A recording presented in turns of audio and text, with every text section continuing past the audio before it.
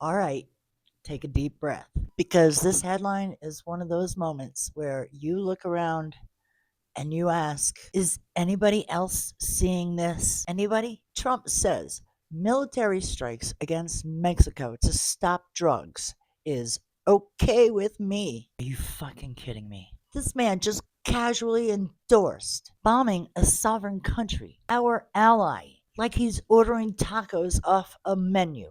And for what? To stop drugs? Buddy, the drugs aren't made in a floating cartoon villain base. They move through networks, people, ports, money, corruption, most of which are on our side of the border. So the idea of military strikes isn't just stupid, it's illegal, destabilizing. And it's the kind of thing that you say when you're trying to sound tough when everything else in your life is falling apart. No, I think he misses Bubba. And let's be real, this isn't about drugs. This is about Trump wanting a war distraction, something dramatic, explosive, no pun intended, and external, so that people just stop talking about the Epstein files, about his money problems, about his court losses, about the retirements piling up in Congress. That's rats jumping ship. Stop talking about the GOP's civil war and stop talking about his shrinking political power. So now he's floating war with Mexico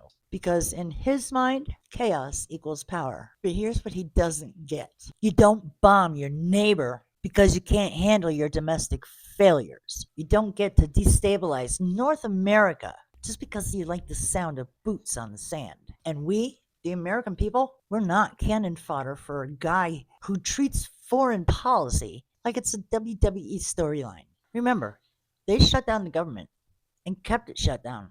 They starved Americans. They did a lot of horrible things just to avoid these files, just to avoid these conversations, to avoid anybody seeing how massively Trump is failing on every front. So now he wants to start a fucking war. You people in Washington, you'd better not let him do that. That's wrong. That's really messed up. That man is sick, and somebody has to stop that shit. Hang in there, I got a bunch of headlines today. More to come.